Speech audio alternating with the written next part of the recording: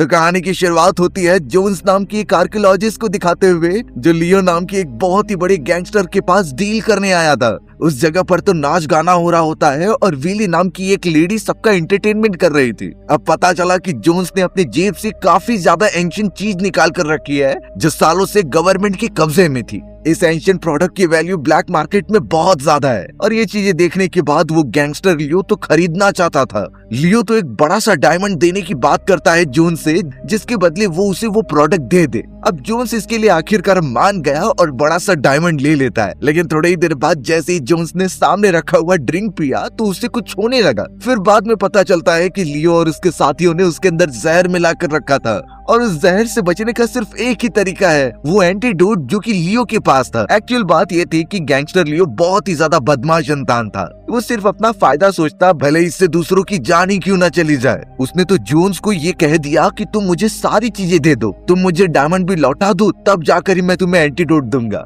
बेचारा जोन्स इतना तड़पने लगा कि उसे कुछ समझ नहीं रहा था। जहर अंदर अंदर तक फैलते जा रहा होता है। तब जाकर उसने डिसीजन लिया और वो डायमंड भी वापस कर दिया लियो को। पर लियो इतना ज्यादा बुरा होता है कि अपनी डील करने के बावजूद भी वो जोन्स को वो एंटीडोट नहीं देता। इससे जोन्स को एकदम से गुस्सा आने लगा और अब वो तो कोई भी ऑब्जेक्ट उठाकर उसके आदमियों पर हमला करने लगा था। धीरे धीरे वहाँ पर अफरा तफरी मचने लग जाती है। सभी लोग एक दूसरे को मारने के लिए बढ़ रहे थे और लियो के हाथ में जो एंटीडोट होता है वो तो नीचे गिर गया था। जोन्स उसे लेने की कोशिश करता है ताकि उसके बॉडी में से जहर ठीक हो जाए, पर ऑब्वियस बात थी कि लियो के आदमी उसे मार रहे होते हैं। इस वजह से वो एंटीडोट तक पहुंच ही नहीं पाता और वो एंटीडोट तो कहीं दूर ही जाने लगता है। उस पूरे नाइट क्लब में काफी ज्यादा हड़बड़ी मच गई थी और सभी एकदम डर कर भाग रहे थे। हमें पता चला कि वो एंटीडोट किसी और को नहीं बल्कि विली नाम की उस डांसर को मिली है जो शुरुआत में दिखाई गई थी। वो तुरंत ही उसे लेकर जोन्स को इशारा करती है। जोन्स अब ये सारी चीजें देखकर समझ गया, इसलिए वो विली को लेकर वहाँ से भागने लगा,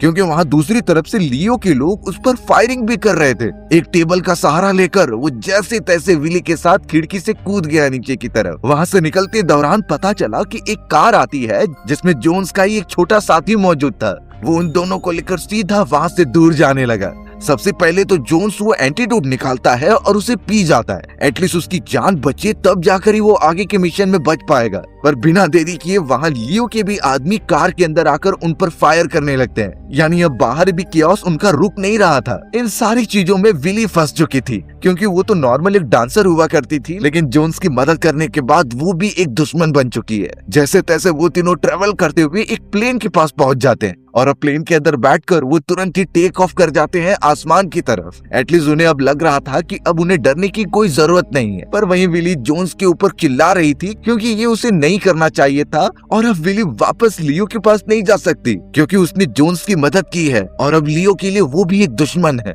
जोन्स ने तो ये सुनने के बाद विली को एक ऑफर दे दिया कि तुम मेरी टीम में ज्वाइन हो जाओ। वो छोटा बच्चा भी जोन्स के साथ कई सालों से काम कर रहा था। फिलहाल के लिए वो सब एकदम टेंशन फ्री होकर आराम करने लग जाते हैं। वो प्लेन तो अब सीधा ट्रेवल करने लगी थी और अपने डेस्टिनेशन तक पहुंचती है, लेकिन यहाँ पता चला कि बीच रास्ते में जो पायलट मौजूद था वह अचानक पैरासूट पहनकर गेट के पास चला जाता है। यानी फिलहाल के लिए प्लेन के कंट्रोल रूम में कोई भी नहीं है। एक्चुअल में ये पायलट कोई और नहीं बल्कि लियो का ही आदमी था और लियो ने साफ इंस्ट्रक्शन दिए होते हैं कि प्लेन को वैसे ही छोड़कर आ जाओ, क्योंकि प्लेन क्रैश होने पर जोन्स वैसे ही मर जाएगा। तुरंत ही वो पायलट प्लेन से कूद जाता है और थोड़ी देर बाद जब जोन्स और विली को होश आया तो दोनों जाकर पायलट वाला रूम एकदम खाली देख रहे थे। तभी ये देखकर इतना पैनिक हो गए क्योंकि अब प्लेन कौन उड़ाएगा। उनमें से किसी को प्लेन कंट्रोल करना नहीं आता था। विली और वो छोटा बच्चा काफी डरने लग जाते हैं क्योंकि उनकी प्लेन बर्फीले पहाड़ों के एकदम क्लोज से गुजर रही थी। वो तो टकराने के एकदम पास होते हैं। पर तभी जोन्स ने एक आइडिया लगाया और वहाँ पैराशूट ना मौजूद होने के कारण एक लाइफ बोट ले ली। उस लाइफ बोट को फुलाकर वो तीनों उसके अंदर बैठ गए थे और वो तो उसे एक कंबाइंड पैराशूट की तरह यूज कर रहे होते हैं। सबसे पहले जोन्स ने प्लेन को एक लो एल्टीट्यूड पर लाया और फिर उसी लाइफ बोट में बैठकर तीनों वहाँ से जंप कर जाते हैं एक नदी के अंदर। अच्छा वो नदी किसी वाटरफॉल की तरफ नहीं बह रही थी। वो जल्द से जल्द किनारे पर आकर अपने आप को सेव कर लेते हैं। अब जोन्स, विली और छोटा बच्चा जब आगे बढ़ रहे थे तो उन्हें एक गांव दिखाई दिया। उस गांव का एक आदमी तो उन्हें उस तरफ लेकर जा रहा था। देखकर साफ पता चल रहा था कि इस गांव की आर्थिक व्यवस्था बहुत ही ज्यादा हिली हुई है। वो सभी बहुत बुरी तरीके से रह रहे हैं। जितने भी सिटीजन्स वहाँ पर मौजूद थे वो जैसे ही जोन्स और बाकी लोगों को देखते हैं तब वो काफी ज्यादा एक्साइटेड हो गए ये सोचकर कि उनकी अवस्था भी ठीक हो जाएगी। वो तो जोन्स और विली को अपना देवता मानने लगे थे। जोन्स नहीं समझ पाता ये सारी चीजें और अब वो डायरेक्टली उनकी मुखिया के पास जाकर बैठ जाता है। स्वागत के तौर पर उन लोगों ने कुछ खाने की चीजें दी जो बहुत ही ज्यादा अनहाइजेनिक होती हैं और मक्खियां भिनभिना रही थी। ये देखकर विली को खाने का मन तो नहीं करता, पर फिर भी गांव वालों का दिल रखने के लिए वो खा ही लेती है। अब थोड़ी ही देर में जॉन उस मुखिया से पूछने लगा कि हम यहाँ से बाहर कैसे निकले, लेकिन मुखिया बताने लगता है कि इस जगह से निकलने से पहले तुम्हें एक महल पार करना होगा। वो तो रिक्वेस्ट करने लगी कि तुम हमारे गांव का एक छोटा सा काम कर दो। उस महल के अंदर कुछ ऐसे लोग रहते हैं जो ब्लैक मैजिक करते थे। ब्लैक मैजिक की वजह से वो किसी को भी हिप्नोटाइज कर लेते और चाहे किसी को भी जान से मार देते। मुखिया ने बताया कि उन्हीं बुरे लोगों ने उनके गाँव के एक स्टोन को चुरा लिया है जो उनके गॉड का था और वही उनके गाँव को प्रोटेक्ट किया करता। जब से वो स्टोन उन लोगों ने चुराया है, हमारा गांव बहुत ही ज्यादा मुश्किल में चल रहा है। हमारी फसल अच्छे से नहीं उगती और बच्चे बूढ़े औरतें लगातार किडनैप होती जा रही हैं। अगर ऐसा ही चलता रहा तो उनके गांव की आबादी लगातार कम होती जाएगी। वो स्टोन इतना ज्यादा पावरफुल है कि उससे अगर बुरा काम किया जाए तो बहुत ज्यादा चारों तरफ तबाही मच जाएगी। जोन्स को इन सारे स्टोन्स और जादू के बारे में बात सुनकर बिल्कुल भी विश्वास नहीं हो रहा था। वो तो उनमें से कई बातें समझ भी नहीं पाता। लेकिन जब वो रात के समय एक जगह पर बैठा हुआ होता है तो एक लड़का उसके पास आया और उसके हाथ में एक मैप मौजूद था। उस मैप को जब थोड़ी देर बाद जॉन देख रहा था तो उसके अंदर उनके गॉड का एक स्टोन के बारे में इंक्लूजन था। ये सारी चीजें संस्कृत की एक किताब से ली गई होती है। अब स्टोन के बारे में ऐसी बातें लिखने की वजह से जोन्स को उस पर यकीन होने लगा था। गाँव वालों को इतना ज्यादा तड़पते हुए देखकर आखिरकार जोन्स ने डिसाइड किया कि वो उनके लिए स्टोन लेकर आएगा, भले ही इसके लिए उसे थोड़ी मुसीबत झेलनी क्यों ना पड़े। विली और वो छोटा लड़का भी अब जोन्स के साथ ही चले जाने लगे थे। गांव वाले अपने भी कुछ साथियों को और कुछ हाथियों को भेज देते हैं जिससे वो उस भयानक महल की तरफ पहुंच सके। कई दिनों तक वो लगातार चलते ही रह गए। अब कुछ देर वो फॉरेस्ट में रुककर आराम करते हैं और जोन्स तो उस छोटे लड़के के साथ कुछ खेलने लगा था। वहीं पता चला कि विली जो हमेशा से शहर में रही है, उसे फॉरेस्ट के जानवर से काफी ज्यादा चिढ़ मच रही है। वो जहाँ भी जाती उसे जानवर मिल जाते और बेचारी डर कर वहाँ से भागने लग जाती। जोन्स और उस छोटे बच्चे को तो आदत थी इन सारी चीजों की। वो तो चुपचाप अपना गेम कंटिन्यू करके हंसते रहते हैं। थोड़ी देर में उन्होंने अपना सफर वापस से चालू कर दिया था और कई घंटों बाद वो पहुंच चुके होते हैं उस फॉरेस्ट में जिसके थोड़े ही आगे वो ब्लैक मैजिक वाला महल है। तो अब जोन्स और उसके साथी जब ट्रेवल करते हुए फॉरेस्ट के और अंदर जाते हैं और एक्चुअल में वहाँ कई लोगों की बलिदानी भी दी गई होती है। लोगों के हाथ पैर काटकर वहाँ पर बांधे गए थे। इतना खतरनाक मंजर जब गांव वाले देखते हैं तो वो डर कर भागने लगे।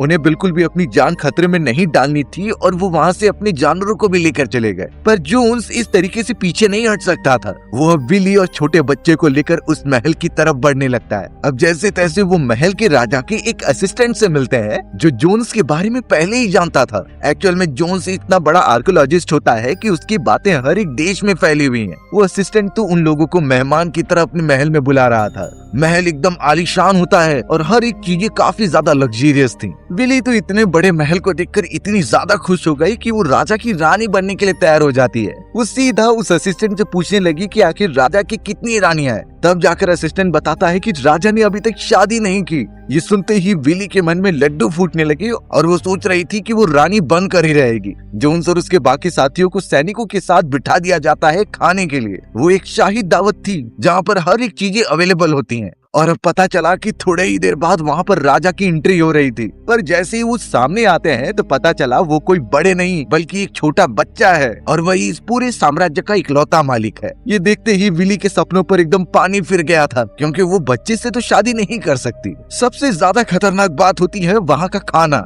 क्योंकि नॉर्मल खाने के बजाय वहाँ पर अलग अलग तरीके के जानवर और सांप मौजूद थे जिसे कि बाकी सैनिक एकदम मजे से खा रहे होते हैं। वहाँ पर तो गोरिल्ले के सर के अंदर का भेजा भी खाया जा रहा था। ये देखते ही विली को काफी ज्यादा उल्टी आती है और वो ये बिल्कुल भी सह नहीं पा रही थी। ये सारी चीजें इसलिए क्योंकि महल के अंदर सच में काला जादू किया जाता था और वो इसी की मदद से जानवरों को मारते। यही बातें जोन्स उस असिस्टेंट से पूछ रहा था कि आखिर यहाँ से थोड़ी दूरी पर जो गांव है उनका स्टोन किसने चुराया और उनके हिसाब से यहाँ पर काला जादू होता है। लेकिन वो असिस्टेंट जोन्स को साफ मना कर रहा था कि यहाँ कुछ नहीं होता ऐसा, हम एकदम नॉर्मल लोग हैं और अपने हिसाब से जिंदगी जीते हैं। अब ये सारी चीजें बात होने के बाद जब सभी सोने चले जाते हैं तो पता चला जोन्स और विली एक दूसरे से बातें कर रहे थे। थोड़ी ही देर के अंदर वो एक दूसरे के क्लोज आते हैं और एक अच्छा मोमेंट बिताते हैं। जोन्स फिर अपने कमरे में आ जाता है और कुछ सोचने लगता है। कई सारी बातें उसके दिमाग में घूम रही थी जिसका सोल्यूशन उसे चाहिए था, पर पता चला कि एक अनजान आदमी उसके पीछे से आकर उसे मारने की कोशिश कर रहा है। जोन्स तुरंत ही उससे लड़ने में बिजी हो गया और उनके बीच हाथापाई हो जाती है। कई देर तक तड़पने के बाद आखिरकार जोन्स उस आदमी को मारने में कामयाब हो जाता है। विली और वो छोटा बच्चा भी उस जगह पर पहुंच चुके थे उसकी मदद करने के लिए, पर उन्हें नहीं समझता कि इसे किसने भेजा होगा जोन्स पर हमला करने के लिए। तभी अचानक जोन्स का हाथ एक मूर्ति के ऊपर पड़ जाता है और पता चला कि वहाँ पर तो एक खुफिया रास्ता है। वो खुफिया रास्ता जमीन के अंदर तक जाता था। विली तो बहुत ज्यादा डर रही होती है, इसलिए जोन्स और वो छोटा लड़का अंदर की तरफ जाने लगे थे। वो जगह तो भूल भुलैया जैसी लग रही थी और हर तरफ अजीब तरीके के कीड़े मकोड़े और जानवर थे, पर जोन्स और उस छोटे लड़के को ये सब की आदत होती है, इसलिए वो बिना डरे एक्सप्लोर करते चले जा रहे थे। उस जगह पर तो इंसानों की बलि भी दी गई थी क्योंकि ह्यूमन स्केलेटन्स भी पाए जा रहे थे। अब इनसे डरने के बाद उस छोटे बच्चे का पैर एक ट्रैप के ऊपर चला जाता है। ऐसा होते ही वो पूरी जगह एकदम से श्रिंक होने लगी और वहाँ पर नुकीले भाले जैसे हथियार निकल जाते हैं। कुछ अगर नहीं किया गया तो वो दोनों ही उसके अंदर दबकर मर जाएंगे। जल्द से जल्द वो लोग विली को चिल्लाते हैं और विली जैसे तैसे अंदर आ जाती है। पर ऑब्वियस बात थी कि इतने सारे कीड़े मकोड़ों को देखकर विली डरने लगी। साथ ही साथ वहाँ पर तो स्केलेटन्स भी थे, पर वहाँ जोन्स और छोटे बच्चे के पास टाइम बहुत कम था। वो सारे नुकीले भाले उनकी बॉडी में घुसने ही वाले थे।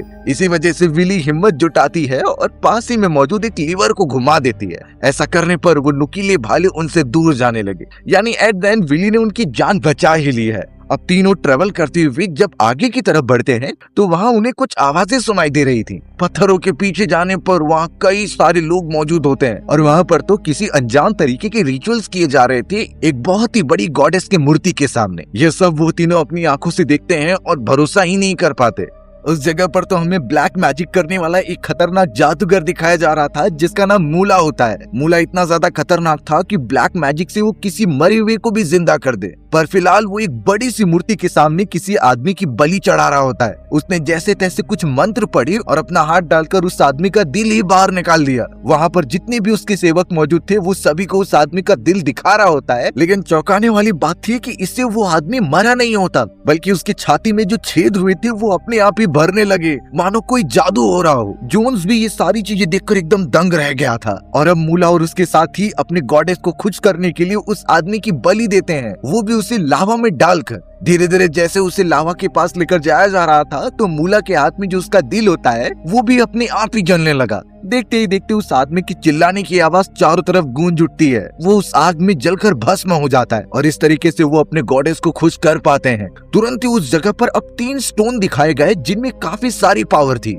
उन 3 स्टोन्स को उन लोगों ने गॉडेस के पास ही रख दिया शक्ति के लिए, ताकि उसके अंदर और ज्यादा एनर्जी आ जाए और वो सब अपनी शक्तियां और इनहेंस कर सकें। अब जैसे ही वो सभी लोग थोड़ा सा दूर चले जाते हैं तो जोन्स नीचे उतरकर उन स्टोन्स के पास जाने लगा। वो समझ चुका था कि इनमें से एक स्टोन उन गांव वालों से चुराया गया है, तो वो उस स्टोन को लेकर गांव वालों को वापस कर देगा। वो तुरंत ही जाकर उन तीनों स्टोन में से एक को हाथ में पकड़ लेता है, लेकिन जोन्स को नहीं अंदाजा कि मूला के आदमियों ने विली और उस छोटे लड़के को देख लिया है और उसे बंदी बना लिया है। जोन्स तुरंत ही वहाँ से निकलता, इससे पहले उसे कुछ बच्चों के चिल्लाने की आवाज आने लगी। वो जैसे ही थोड़ा सा आगे बढ़कर नीचे देखता है तो पता चला वहाँ पर भारी भरकम मात्रा में छोटे बच्चे मौजूद हैं और मूला के साथ ही उनसे अपना काम करवा रहे हैं माइनिंग का। उन पर इतना अत्याचार किया जा रहा था कि जरा भी कोई काम नहीं करता तो मूला के आदमी उन्हें बहुत ज्यादा मारते। ये सब जोन्स देखकर सह नहीं पा रहा था। उसके दिमाग में यही चीजें घूमती कि इन बच्चों की अभी उम्र नहीं है ये सारी चीजें करने की, और वो इतना ज्यादा जुल्म कर रहे हैं उनके ऊपर। इसलिए जोन्स ने एक पत्थर उठाया और सीधा मूला के आदमी के सर पर मार दिया। अचानक मूला के आदमी ने जोन्स को देख लिया होता है और उसने इशारा कर दिया।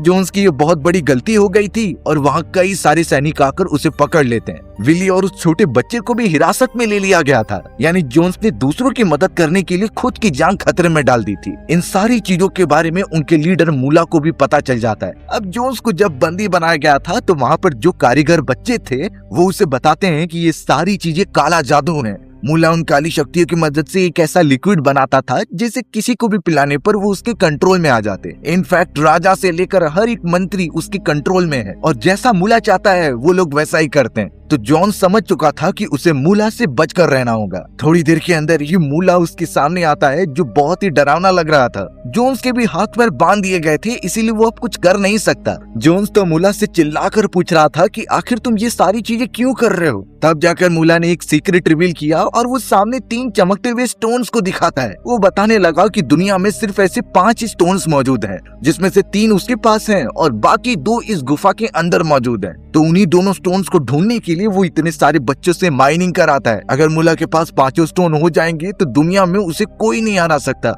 वो लोगों को कंट्रोल करने के साथ साथ इतनी सारी शक्तियों का मालिक बन जाएगा जिसे किसी ने सोचा नहीं होगा। जोन्स तो उसे बुरा भला कहने लगता है कि अपने फायदे के लिए तुम इतने बच्चों की बलिदानी दे रहे हो, पर इन सारी चीजों से मूला को कुछ फर्क नहीं पड़ता। वो तो अब अपने आदमियों से कहकर जोन्स को भी वो लिक्विड पिलाने लगा, जिससे कुछ समय बाद जोन्स उसके वश में हो जाएगा। वो तो जोन्स के साथ जबरदस्ती करते हैं और जोन्स पीना नहीं चाहता था, लेकिन जैसे तैसे वो उसे लिक्विड पिला ही देते हैं।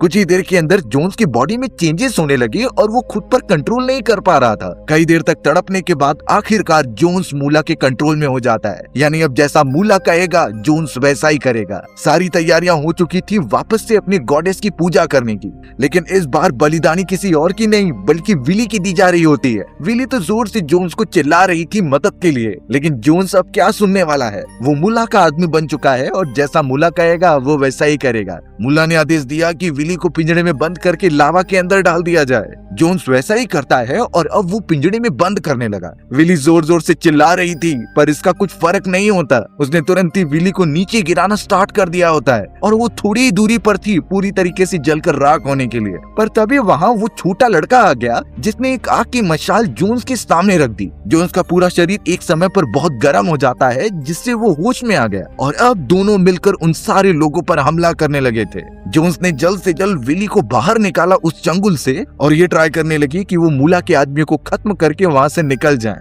उस जगह पर काफी अफरा तफरी होने लगी थी, लेकिन जोन्स विली और उस बच्चे को लेकर वहाँ से भागने लगा होता है। लेकिन पता चला कि मूला के कंट्रोल में वहाँ का जो छोटा राजा था उससे काला जादू आता है और वो वुडू मैजिक की मदद से जोन्स का एक छोटा पुतला बनाता है और उसके ऊपर हमला करता है। जैसा छोटे पुतले के ऊपर डैमेज हो रहे थे वैसे ही जोन्स को तकलीफ हो रही थी और देखकर लगता है कि जोन्स की जान खतरे में है। पर वही छोटा साथी तुरंत ही राजा पर हमला करता है और उसे दूर फेंक देता है। जोन्स भी अब एकदम फ्री हो चुका था और वो सारे बच्चों को आकर आजाद कर देता है। सभी बच्चे काफी ज्यादा उससे खुश हो जाते हैं और दूसरे दरवाजे की तरफ भागने लगते हैं उन सैनिकों को मारते हुए। मूला का कोई भी सैनिक अब कुछ कंट्रोल नहीं कर पा रहा था। जोन्स भी अब जल्द से जल्द वहाँ से निकलने के लिए विली और बच्चे को लेकर एक बग्गी के ऊपर बैठ जाता है और ट्रैक से लगातार आगे बढ़ने लगता है। अब ये बात जैसे ही मूला को पता चली तो वो बहुत गुस्सा हो रहा था। उसने अपने साथियों को कहा कि जैसे तैसे उसे पकड़ कर लेकर आओ, क्योंकि वो तीनों मायावी स्टोन भी वो चुरा कर लेकर चला गया है। तुरंत ही अब मूला के कहने पर उन्होंने एक बांध तोड़ दिया जिसमें कई सारा पानी होता है। उनका यही प्लान था कि इससे जोन्स और उसके साथी डूबकर मर जाएंगे। पर मूला को नहीं अंदाजा कि जब तक वो पानी का फोर्स उनके पास पहुंचता, जोन्स विली और उस बच्चे को लेकर पहाड़ी वाले इलाकों पर पहुंच गया था। यानी वो भारी भरकम पानी के फोर्स से आखिरकार बच जाते हैं। वहाँ से निकलने पर उन्हें एक ब्रिज दिखाई दिया जिस पर से दूसरी तरफ जाना था। अब जोन्स विली और उस छोटे लड़के को पार करना था एक ब्रिज जो बहुत ही ज्यादा खतरनाक दिख रही थी। जैसे ही वो थोड़ा सा आगे जाते हैं तो पता चला कि वहाँ की लकड़ियां ही टूटने लगी हैं और अगर ऊंचाई से नीचे गिरे तो कई सारे मगरमच्छ उनका वेट कर रहे थे। तो अगर कभी ऐसी कंडीशन हमारे सामने आ जाए जहां ट्रैवल करते हुए हमें 2 पहाड़ों के बीच में एक ब्रिज दिखाई दे और मोस्ट ऑफ द चांसेस है कि हम अगर भरोसा करके उस पर चले जाएं तो वो टूट जाएगा और हम उतनी ऊंचाई से गिर जाएंगे। तो सिंपल चीज है, ऐसे ब्रिज पर चढ़ने से पहले हमें कुछ चीजें इंश्योर करनी चाहिए जिससे हमारी जान बच सके। सबसे पहले तो ब्रिज से लगी हुई लकड़ियों पर बिल्कुल भरोसा मत कीजिए, क्योंकि वो दिखने में तो एकदम नॉर्मल लगेंगी, लेकिन जैसे ही उनके ऊपर एक फोर्स से ज्यादा प्रेशर आएगा वो तुरंत ही 2 भागों में टूटकर आपको नीचे गिरा देंगी। इसके लिए हमेशा ये बात ध्यान में रखनी है कि ब्रिज के ऊपर एक समय पर सिर्फ एक ही आदमी आगे बढ़ेगा और वो भी लकड़ियों पर पैर रखकर नहीं बल्कि साइड में लगी रस्सियों को पकड़कर। इन चीजों के बावजूद हमें एक और एक्स्ट्रा रस्सी रखनी चाहिए जो एक सिरे से बंधी रहे और दूसरा सिरा आपके बॉडी पर बंधा हो। इससे अगर बाय चांस कोई हादसा हो भी जाता है तो आपके साथी आपको खींच सकते हैं। याद रखिए, जितनी ज्यादा लंबी रस्सी होगी उतना ही मोमेंटम आपका बना रहेगा। भले ही वो रस्सी हवा की वजह से ऊपर नीचे हो, लेकिन आपको आगे बढ़ते रहना है। ये चीजें जिनके ध्यान में रखने पर हम किसी भी पुराने से पुराने ब्रिज को क्रॉस कर सकते हैं। पर यहाँ जोन्स के सामने अब कई सारे खतरे आ चुके थे। वहाँ पर मुल्ला और उसके आदमी पहुँच जाते हैं जिन्होंने दोनों तरफ से उन्हें घेर लिया था। बेचारा जोन्स क्या करे विली और उस बच्चे की जान बचाने के लिए।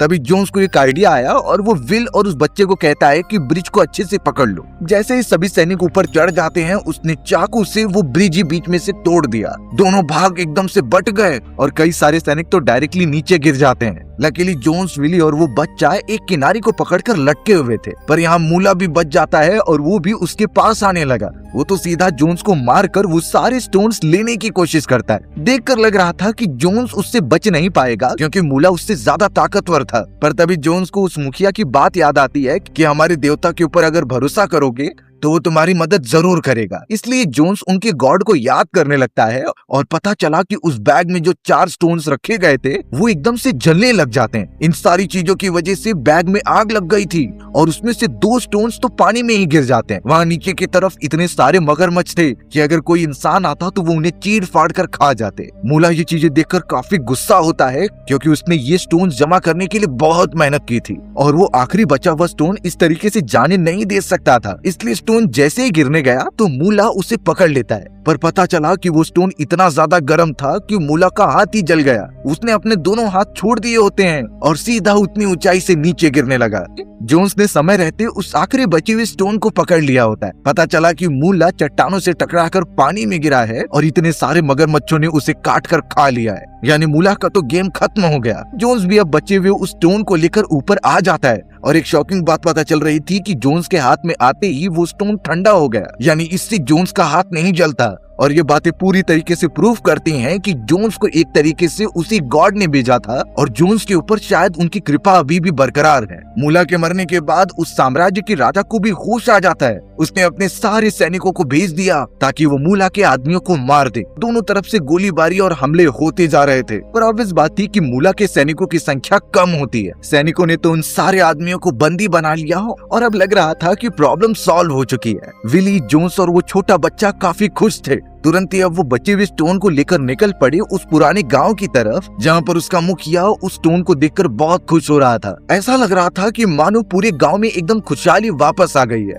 जोन्स उस स्टोन को लेकर वापस उसकी जगह पर रख देता है और सभी यही कामना कर रहे थे कि उनका गांव वापस से खुशहाल हो जाएगा। मूला के कब्जे में जितने भी बच्चे कैद थे सब के सब घर वापस आ जाते। उनके पेरेंट्स अपने बच्चों को इतने समय बाद देखकर बहुत ज्यादा हैप्पी हो रहे थे। उन्होंने तो एक तरीके से जोन्स का बहुत ज्यादा शुक्रिया किया और अपने गॉड का एक अवतार मानने लगे। जोन्स भी अब बहुत ज्यादा खुश था लेकिन उसे अपने आगे की जर्नी तो कंटिन्यू करनी ही होगी। इसलिए वो विली और उस बच्चे के साथ आगे बढ़ना स्टार्ट करता है। यहाँ पता चला कि विली भी अब जोन से प्यार करने लगी है और वो दोनों आगे की जिंदगी साथ गुजारेंगे। सारे गांव वाले उन्हें अच्छी तरीके से आशीर्वाद देते हैं और हमारी कहानी इसी तरीके से यही खत्म हो गई। सो व्यूअर्स, अगर आपको मेरा नरेशन 1% भी अच्छा लगा होगा ना तो वीडियो को लाइक एंड चैनल को सब्सक्राइब जरूर कर देना। मिलते हैं इसी तरीके की मजेदार वीडियोस में, तब तक के लिए बाय बाय।